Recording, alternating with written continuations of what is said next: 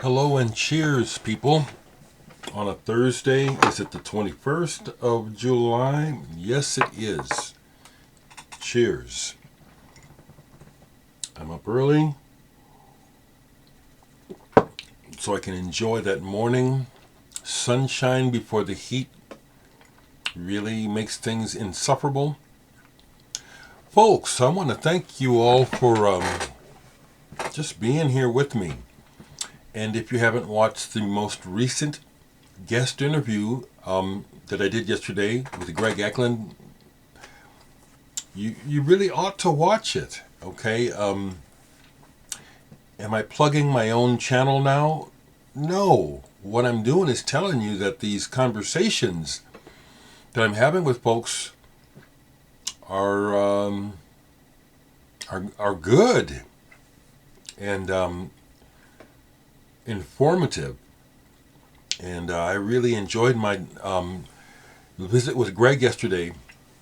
As I explained before, musically, Everclear doesn't really fit in my wheelhouse as far as what I'm truly interested in.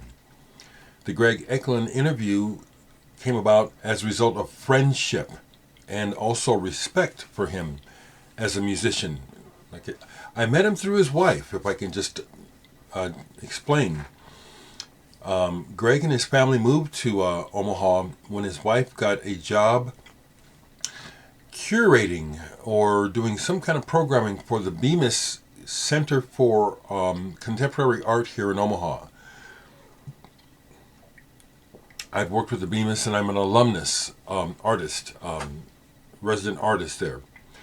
So the story is that when Greg got to town and started going around to different functions with his wife and meeting people, he would ask, or she would ask, or both of them would ask, hey, well, my husband's in town. He's a musician, not really doing anything while I'm working. Are there any musicians that you would recommend he try to get in touch with? And one of the names that kept coming up was mine. And I said, wow, yeah, that's a compliment in and of itself, okay? So, more to come. I'm glad to announce this morning that I spoke to Charles Hayward, and as I was realizing that I am looking forward to spending time with him, my first contact with Charles was in the band, and let me just grab it right quick. Can I, come on. I think I can find this real quick, okay? Yeah. Here it is. No big deal. That little blank spot. But Charles has done so much stuff that I had not forgotten, but I'd forgotten to mention. This is where I first heard him, is in Quiet Sun. And this is a very important album in the... y'all know, if you know prog, you know this album. I mean, geez, Charles is on here. This is like one of his first bands with Bill Manzanera, Bill McCormick on bass, and Eno involved. So I'm going to kind of brush up on what I have by Charles, because he has a large discography, and I only have a few things by him. But I'm scheduled to speak to Charles on Monday, and it'll be in the afternoon here. So that'll be different as opposed to a morning post. And as well, I went ahead and contacted another long-distance musical friend to see if he would be interested. Jonas Bjerre of the band Mew. Oh, their records are way over there in the corner. I'm not going to grab them. MEW. Now, you've been watching me. You ought to know who that band is by now. Mew from Denmark. I think they're fantastic and have for years. They're one of my favorite bands. They really are. And he's agreed. He said, I'd love to do an interview with you. So Monday is Charles Hayward with This Heat. Next Wednesday will be Jonas Bier from the band Mew. Looking forward to that. And I've actually met Jonas as well. I've never met Charles Hayward, but Jonas I have. So I'm looking forward to reconnecting with him. I could have done better preparing for this video, but I thought I'd just make these announcements, so I'll continue. Some of you know that Mark Burgess from the English band The Chameleons, because there was another band called Chameleons, he had to start calling it Chameleons UK, and then Chameleons Vox. Anyway, he's been in America for a while now, and he's doing a solo tour, and he's playing Omaha next Wednesday, July 27th. I just spoke to him this morning, and I played with him when he played in Omaha back in, I think, 2006. So I already spoke to him about that and said, I'm not going to bother you with trying to play this time, because rehearsal, it's a hassle to try to get a rehearsal together at the last minute. But I said, could I interview you for my YouTube channel this time? He said, sure. So that's another one to look forward to, that I'm looking forward to, is because I think Mark Burgess has written some extraordinary songs that are almost strong enough to be considered anthems. I love the Chameleons. Some quick music before I go. Yesterday was okay, so I'm going to go ahead and do it now. I received this album from someone related to one of the musicians on here. Okay. This is a solo album by Gary Hector. And I became familiar with this band when they sent me their album by the band Jangle Pop. I gave it a positive review, knowing that a lot of you would like it. Now, when this was sent to me just now, I let I can't remember his name, Ragsdale is his last name. When I received this upon first listening, I let him know, this isn't really what I go for. I appreciate you sharing it with me. And then he explained the reason why he wanted me to hear it was because of my review of the Jangle Pop. And this is the main guy from Jangle Pop solo album, Gary Hector. It's on red vinyl. So I told him I'd give it a good listen and I'd let people know about it. And that's what I'm doing, folks. This has a lot of country feel to it. Some of you will really like this. It hits me. The thing that I can say about Gary that I think I'm getting from him is that this man is very down to earth, very sincere, and very honest. I have a feeling if I met Gary that I would really like him as a person. I get a Bruce Springsteen type of vibe from him. And, excuse me. Didn't spend a whole lot of time listening to the lyrics on this because I thought I was gathering where he's coming from. So I'm going to go ahead and encourage folks to look for this album if it seems interesting to you. National Trash by Gary Hector. Okay? It's a fairly recent release is what I'm trying to get out of my mouth, okay? Gary Hector, okay? Check him out, seriously. Okay. So yesterday there was a lot of posts online about Santana because it was his 75th birthday yesterday. And I joined in the celebration because I love Carlos Santana. He is my kind of person.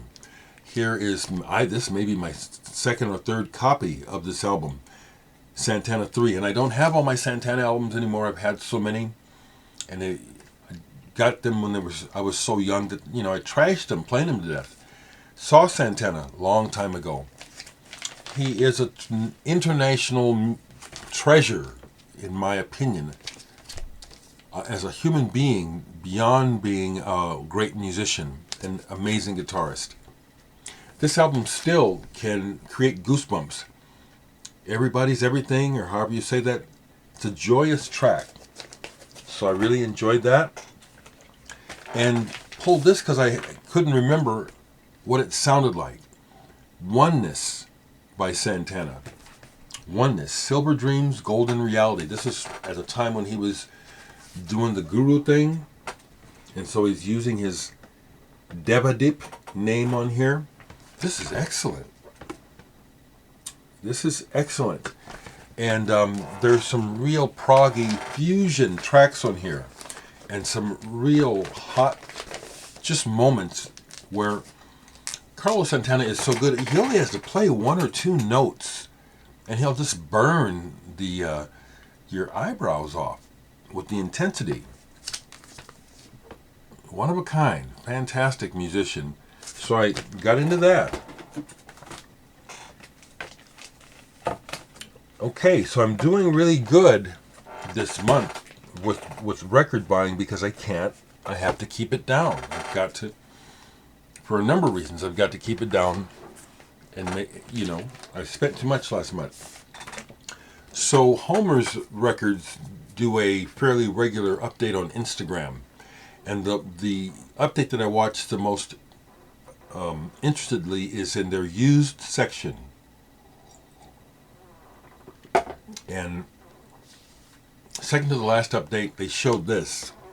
Tyndall, Reflexionen, German duo, electronic. And I was recently able to pick up their second album as a result. And so I called them and said, is this still down there? I want it, They said it is. So I was able to go down and grab it. Decent price. Affordable. I like this one better than the other one I have. The other one is earlier. This one they're using vocoders on their vocals. And it's just, I like it. It's kind of light. Not heavy electronic listening. Light. While I was there, I noticed they had this, and I went ahead and grabbed it because it was less than $20. I already knew what this album was because I had it as a kid. This is one of the first albums that I owned as a kid because I was able to get it as a cutout. Growing up, good morning, family. Growing up, money was super tight, so records were rare. I would get a record for my birthday, one record a year as a little boy. So when I hit around 12 and could scrape pennies together one way or the other, and I discovered cutouts where you could get records for less than $1, that was my savior. And this is one of the first ones that I bought because of the cover. I was so disappointed as a kid when I got home with it because this is folk. It's not even folk rock so much. It's pretty folky. A little country too. Maffitt Davies. The Rise and Fall of Honesty. Now, I had every reason to think this could be psychedelic and cool from that cover, and I still like the cover. So in listening to this, I remembered it when I put it on. It's like, this is not a bad album. But it's a duo, folk duo. And they do Bob Dylan's Just Like a Woman and some other things that are really not that interesting to me. But for the sake of nostalgia and the fact that it connects me to my childhood, I said, yeah, I'm going to grab this. And I'm glad I did. I did enjoy the one play. I played it all the way through and really enjoyed it.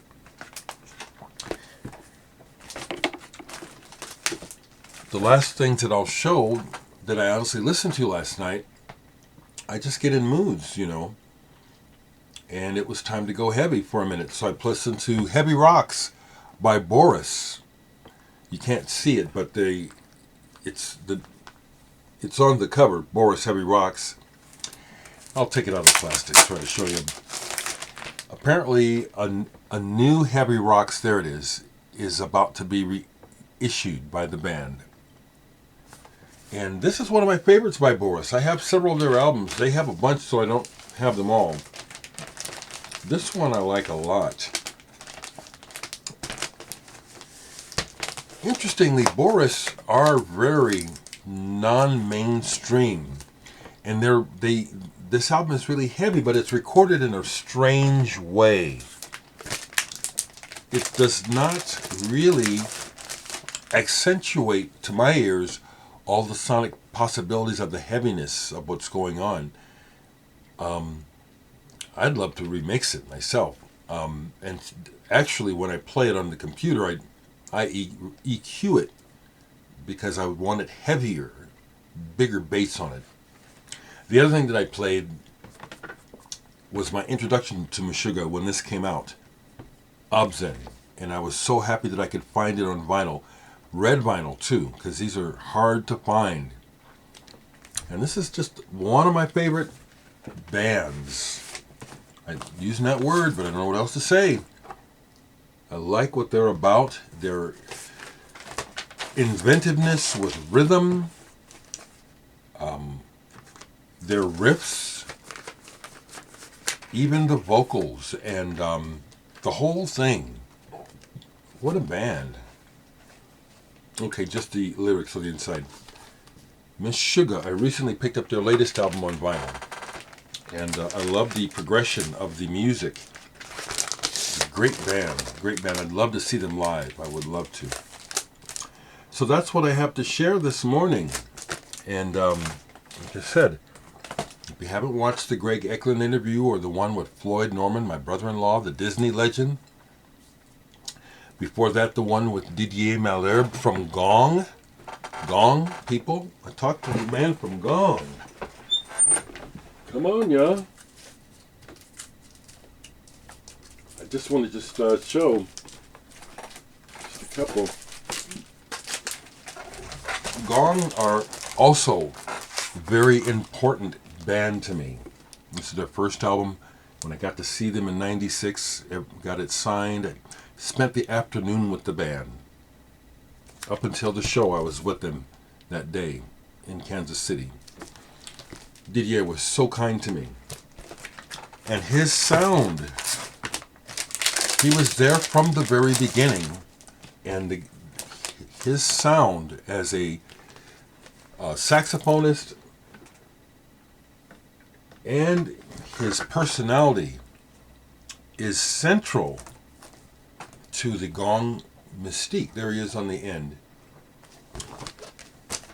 It was a wonderful conversation, so watch that. Before that, in a way, the one that started this current series, I guess you could call, of interviews, was when I was offered the chance to talk to Dereck Shulman of Gentle Giant through Mauricio, which I thank you so much, Mauricio. But historically, beyond that, if we go back years, I've had on camera here Orenda Fink from the band Azure Ray. I've interviewed her. And then before that, if you remember, Rick Agnew from the Adolescents, Christian Death, and other bands, DI. He was a house guest of mine, and he was on here. So the fun continues. I'll be watching the hearings tonight. I will not be fading at all from my comments regarding events in this world and letting it be known that we really have got to put the kibosh on this negative energy, negative people, this really unhealthy, mentally ill political manipulation that continues to go on, the wholesale corruption of the system. Neither party is blameless. I claim neither, and will not allow you trolls to come over here and tell me what I am, because you don't know. I'm speaking out against evil and bad people. And most politicians, from my perspective, are bad people. But especially Republicans. My God, no excuse for the destruction and the anguish and misery that they'll continue to let loose on this country for very selfish reasons. And to have the nerve to claim to be Christian, that is so evil, so wrong. It's so obvious to anyone who's ever followed or has ever read any scripture, know anything about the Bible and about the gospel. They know that these people are the very people that he would be running out of the building because of their evil ways and their materialistic, hurtful actions. I'm not going to stop commenting on that when I feel like it, because I know that it's the right thing to say. We need healing, not further division.